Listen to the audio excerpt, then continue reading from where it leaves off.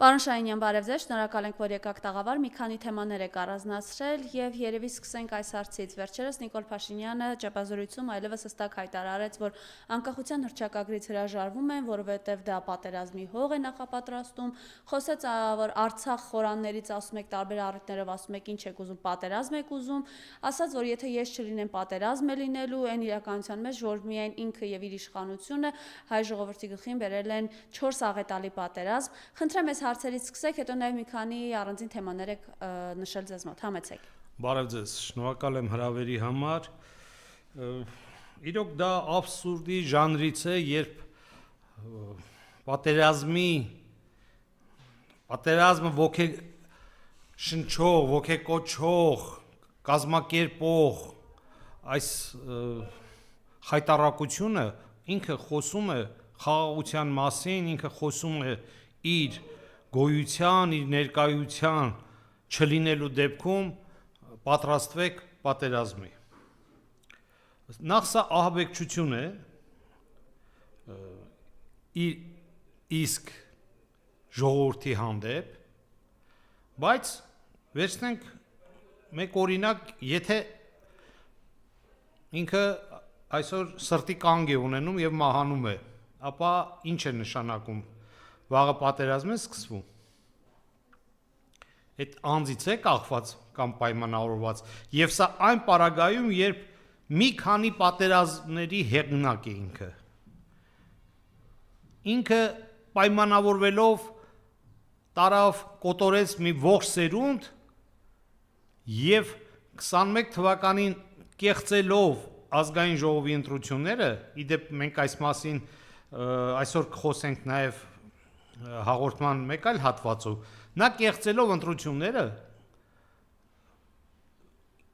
պետք է շարունակեր իր դիվային աշխատանքը, իր գործը Արցախի Ադրբեջանի կազմում ճանաչելու, պաշտոնապես ճանաչելու եւ ինչը ավարտվեց հազարավոր տարիներ իրենց հողում ու ջրում ապրած շատ ավելին, քան Հայաստանի մեկ այլ մարզում այսօր մենք կարող ենք ասել տեղի բնիկները, արցախցիները տեղահանվեցին։ Արցախցիները թողեցին իրենց հազարամյա տուն ու տեղը, շեն օջախները եւ դարձան փախստականներ ամբողջ աշխարհով մեկ։ Եվ ինքը այսօր արգելում է խոսել Արցախի մասին, արգելում է խոսել արցախցիների խնդիրների մասին եւ ինչ որ ասենք ադալժենի է անում, որ մենք ձեզ կտանք կարգավիճակ, կտանք անձնագիր, կտանք, չգիտեմ, օգնություն ձեր գոյությունը պահելու, պաշտպանելու համար։ Այս երևույթը տարիներ առաջ իհարկե ինքը միշտ իր հարցազրույցներում, իր կարծիքները գրելիս ինքը միշտ Արցախը ոչ թե ճանաչել է որպես ինքնավար մարզ, ինչը որ Արցախի իրական կարգավիճակը կարելի է համարել եւ պետք է հասնել դրան։ Արցախը իր պատմության ընթացքում ինքը մշտապես իր ինքնիշխանությամբ, ինքնակառավարման համակարգով նա այլ է եղել Հայաստանի մյուս իշխանական տներից, գավառներից, նախարարական տոհմերից եւ չլինելով Հայաստանի կազմում դա չէր նշանակում, որ պետք է լիներ Ադրբեջանի կազմում։ Եվ այսօր Ադրբեջանի նախագահան այնքան հեռու է գնացել, որ նա հասել է մինչև 1500 թվականներ եւ իրեն համարում է Իսմայիլ առաջինի ժառանգորդները։ Երևի Իսմայիլ առաջինի անվան մեջ Հեյդար բառն է գտել եւ իրեն թվում է, որ դա իր պապերն են, ապուպապերն են եւ իրենք այդ սերունդների կրողն են։ Տեսնում եք թշվառական, քոչվոր գլոբալիստ Իլհամ Ալիևը, որը 100 տարվա պետության, այսպես ասած, ժառանգական, սուլթանական ինչ-որ այդ սիստեմներով դարել է երկրի ղեկավար եւ նա իրեն արդեն համարում է այդ սերունդների ժառանգորդ եւ տարածքային հավակնություններ ունի ոչ միայն Հայաստանի, այլ նաեւ հարևան Իրանի, Հյուսիսային Կովկասի, մասնավորապես Դաղստանի, ինչպես նաեւ Վրաստանի հանդեպ։ Վրաստանի մասով սիրելի հայրենակիցներ, այսօր ամենակարևոր մարդու վրաց ազգի համար, վրաց ժողովրդի համար իրենց պատրիարքի ուղարկավորությունն է եւ այս ստոր արարածները փոխանակ կառավարական ինքնաթիռը հատկացնեն ամենայն հայոց կաթողիկոսը իր պատվիրակությունով ժամաներ Թբիլիսի եւ մասնակցեր այդ կարևոր իրադարձությունը, նրանք նաեւ բարեկամական կապերի մեջ էին մեր վրաց ժողովրդի հոգեվոր առաջնորդ Իրակլի II հետ, արգելում են մասնակցությունը վեհապարի։ Սա հարաբերությունների խզում է, թե ոչ։ Սա վրացական իշխանությունների կողմից մեր հայրենակիցների թե տուրիստական, թե տրանսպորտային, որ հիմնականում հենց այդ երկրի տարածքով են անցնում։ Սա առհամարական վերաբերմունք է, թե ոչ։ Եվ հիմա եկեք բոլորս միասին հետևություններ անենք։ Ով է պատերազմ հրահրում։ Ով է այս ամեն ինչը սրում, որպեսզի մենք մեր բոլոր հարևանների հետ ունենանք խնդիրներ, կոնֆլիկտներ։ Այդ ինչա տարին մի անգամ պատրիարքա Վրաստանը կորցնում, այն էլ այնպեսի, որ ամբողջ ազգի համար բացարձակ հեղինակություն էր։ Եվ սա խոսում է պետությունից, եւ սա խոսում է պատերազմից, որը ինքը բերեց մցրեց մեր տուն, եւ եթե գրագետ կառավարեին, ապա ջախջախվելու էին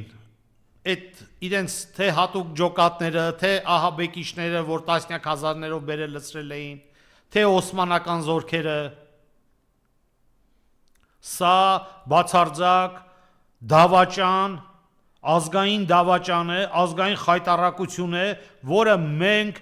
երբևէ հանգիստ չենք ունենալու, երբևէ։ Մենք բոլորս գժվելու ենք, տեսնելով, թե ինչ անպատկար, ինչ խայտառակություն է իր այս անպարկեշտ պահվածքը, այս լափամանների sense ինչ-որ ձեռքերը մցնելը, ուտելը։ Սիրելի հայրենակիցներ, դուք ամբողջ աշխարհը այսօր ինտերնետ կա, տեսնում ենք աշխարհում, մենք sense բան տեսնում ենք մեկ այլ երկրում։ Դուք տեսնում եք Վրաստանի վարչապետը կամ Ադրբեջանի նախագահան sense անպատկար լկտի խայտառակ ձևով իրեն դրսևորի։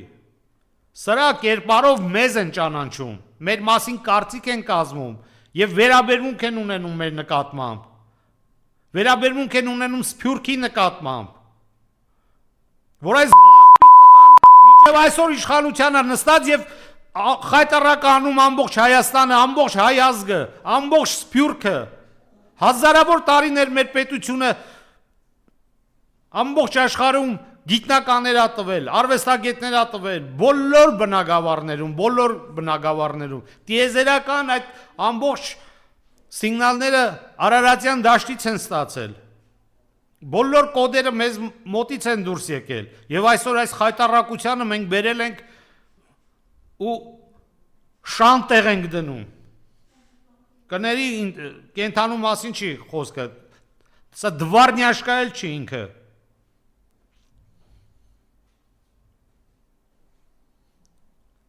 Սրան, ես հակված չեմ ընտրություններով, որ պետք է հեռացնել։ Եկեղեցու առաջնորդությամբ ազգային ազատագրական պայքար պետք է լինի եւ պահանջ, որ ինքը հրաժարական տա եւ գնա, եւ նոր կազմակերպել ընտրություններ։ Եթե չկարողանանք, չստացվեն քաղաքական ուժերի մոտ, ապա բոլորս պետք է համախմբված ամեն ինչ անենք, որպեսզի սա պարտվի եւ առաջիկա 1 տարվա մեջ վերադառնալ առնվազն կիսանախագահական, չնայած այս պարագայում նախագահական կառավարման համակարգ եւ հետո նոր ընտրություններ կլինեն պարլամենտի տեղական ինքնակառավարման եւ այլն։ Երկիրը ամբողջովին գտնվում է գործակալական ցանցերի կողմից կառավարման եւ սա ինչ ուզում է անում է, հասկանում եք, ես ինչու եմ ասում, որ ընտրությունները ինքը կնկարի այն, ինչ որ նկարեց 21 թվականին, որովհետև ինքը անում է այն, ինչ ցանկանում է։ Հիմա տեսեք, այս իրականության մեջ նաև այս պատկերն է այսօր։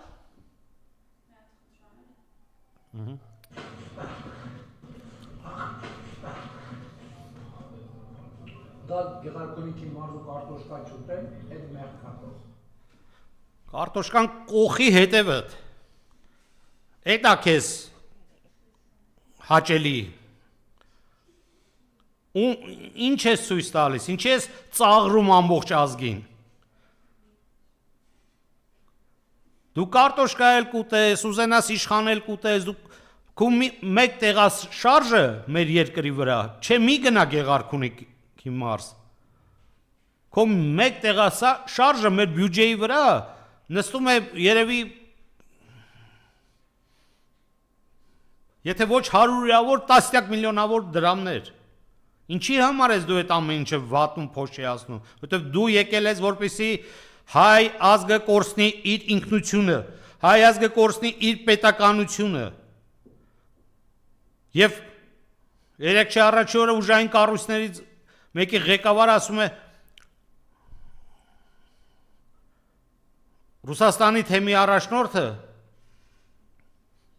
ԿԿԲ-ի գործակալ է։ Հարգելիս, մի հատ բացեք 2021 թվականին, երբ նախարար էր այն հիմնարկի, որը դուք եք ղեկավարում, եւ տեսեք Փաշինյան Նիկոլ անունով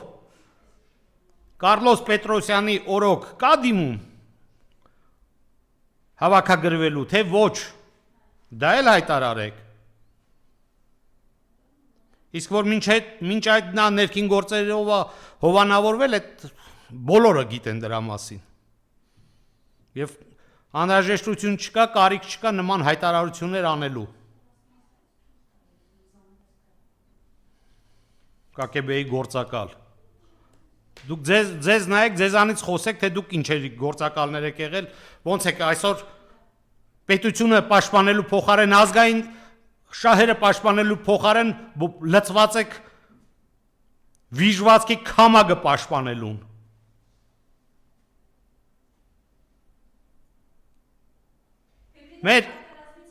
Մեր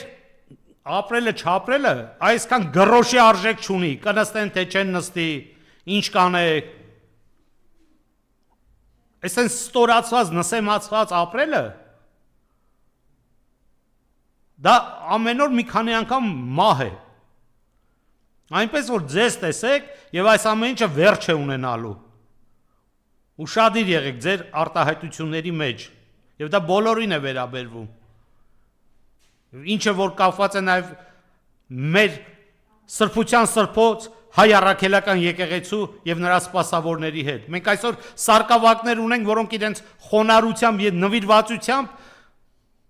հազարավոր պետական պաշտոնյաներից առավել մարդիկ են, սարկավակ են դեռևս, ինչ նվիրվածությամբ են ծառայում իրենց հայրենիքին, վերցրեք և թերթեք, թե քանի 100 քահանա զոհ է Սարդարապատի ճակատամարտի ժամանակ, ինչպես դրսևորեց իրեն ամենայն հայոց կաթողիկոսը, եթե ասած դուք ինձ չեք պաշտպանում, ինքս սուրը կբարձրացնեմ։ Այս մեկ նախադասությունը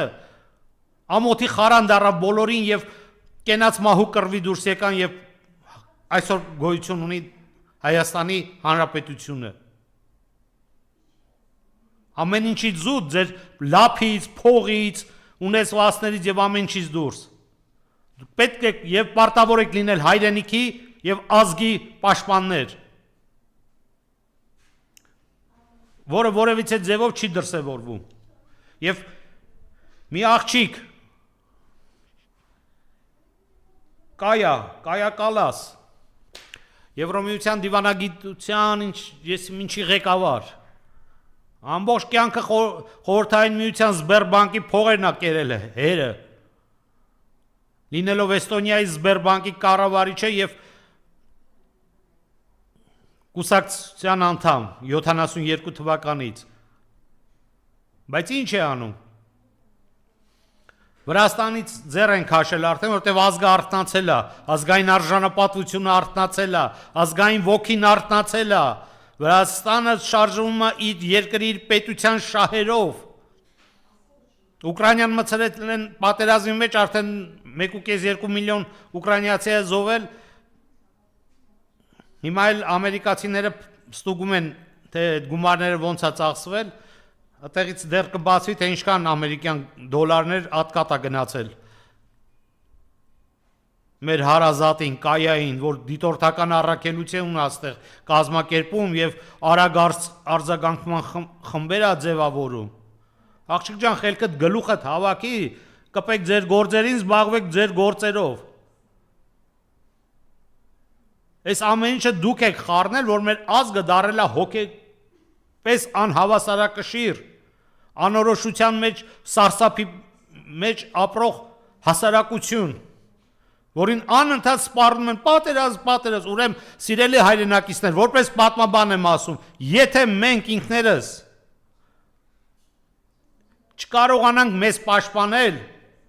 միշտ մեր վրա հարձակվելու են, վերցրեք պատմության բոլոր էջերը թերթեք։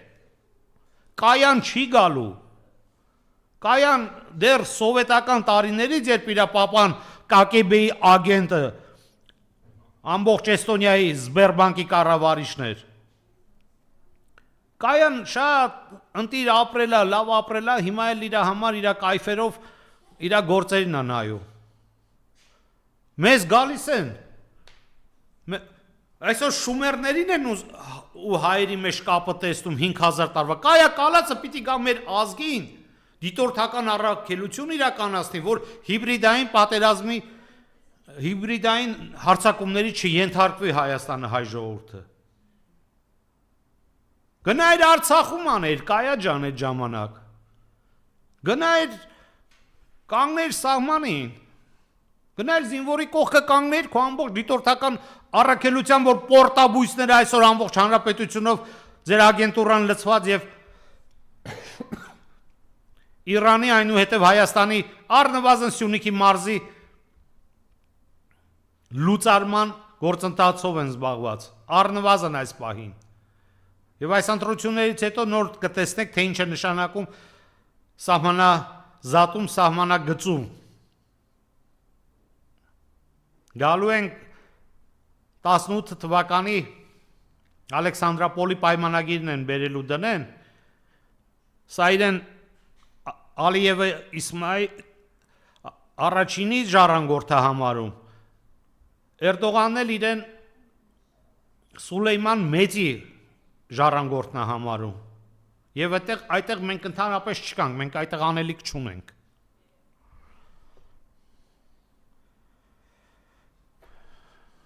Իսկ այն տիրադավերին խորհուրդ կտամ իրենք էլ իրենց հրաժարականի դիմումները տան եւ դուրս գան իրենց փոխարեն հրաշալի երիտասարդ հոգեվորականներ ունենք, կգան եւ կծառայեն իրենց ազգին, իրենց հավատքին, որոնց մեջ հազարապատիկ ավելի բարձր է հավատքը, քան այսօր իրենց թեմի այդ մի քանի առաջնորդները։ Գնում են երևի ընտրությունների, ես նշեցի, որ անձամբ ես կողմնակից չեմ, հակված չեմ, տեսեք 21 թվականին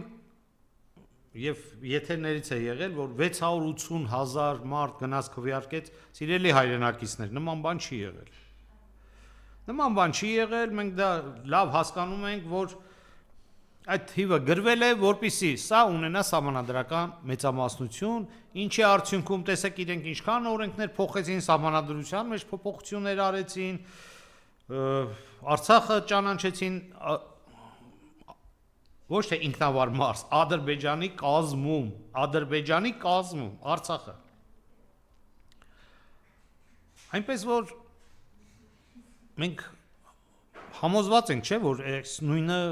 հիմա կարող են անել։ Բայց սա չի նշանակում, որ ոչ ինքնավ իրենց թելադրանքով պիտի գնա, ժողովուրդը պիտի գնա իրավասարություն։ Ժողովուրդը պարտադիր պետք է մասնակցի ընտրություններին։ Եվ դա ձեր քաղաքացիական իրավունքն է։ Եվ իմ նմանների եւ մեր ժողովրդի զավակների խնդրանքն է։ Նիկոլին այսօր բարուրով երեխա տաս, իր աթոռի համար կուտի։ Այդ կարտոշկի պես կուտի։ Սրան արհամարել։ Լսի արա Նիկոլ, ոնց է գրվում, արհամարել։